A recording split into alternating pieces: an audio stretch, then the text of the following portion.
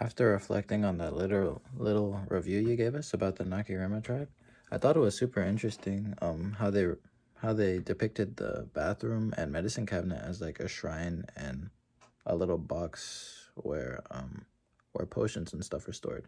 But I get it because like if you go to the medicine cabinet and take some medicine and like it makes you feel better, it makes you go to sleep. It could be like it could be seen as a potion for sure.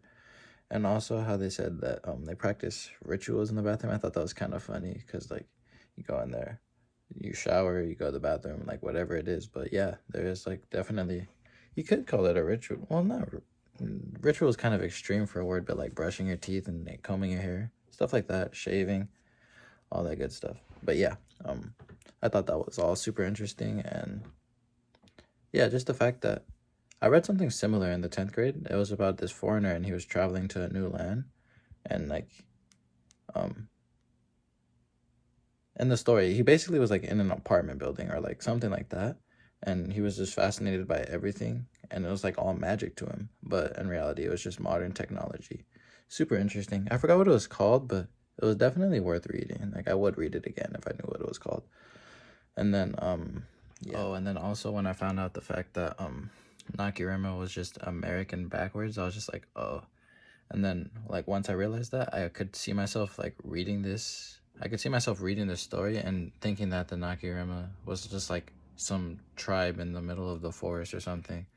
And like it just like that's the idea that I got, is like someone that like knows nothing about um just like modern technology, just like someone who knew nothing about it, just being put into that position and just like figuring stuff out, and like taking notes. And he's like he goes into the shrine room, and uh there's a potion cabinet. I feel like over the past few years, the way that you greet people has become so versatile. Like there's so many different ways to greet people. You could just reach your hand out, you could look them in the eye, you could shake your head up, you could shake your head down, you could go for a fist bump, you could go for like a different kind of handshake or just a regular handshake. It doesn't matter, but specifically I was gonna talk about the bro hug, like the one hand hug where then like you pull each other in and you tap each other on the back.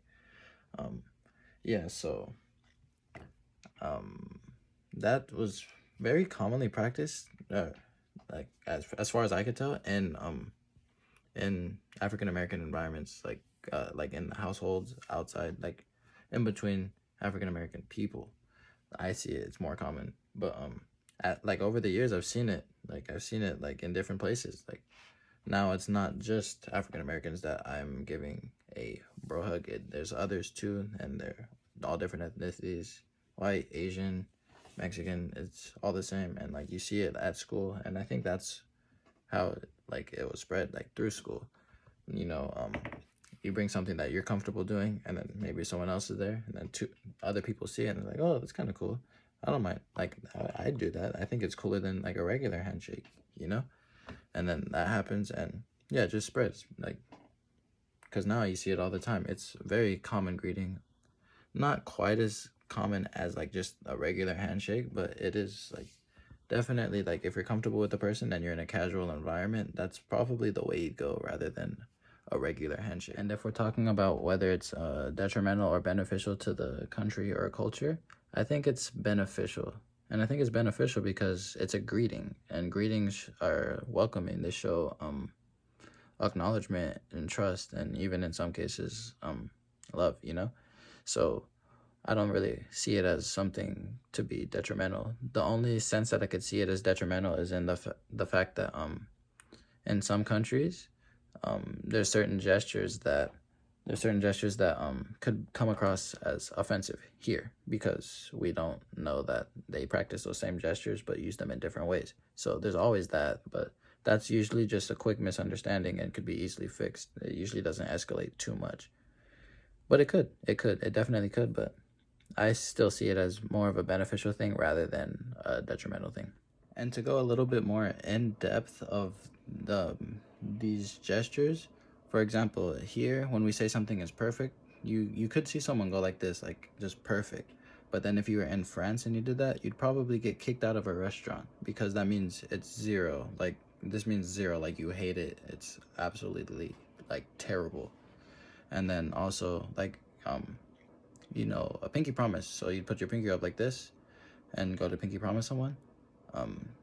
When you put your pinky up like that in China, it's basically equivalent to the middle finger. So just got to be careful and whatever you're doing. But overall, a gesture is a greeting, shows welcoming. I don't really see it as detrimental, but just a couple examples.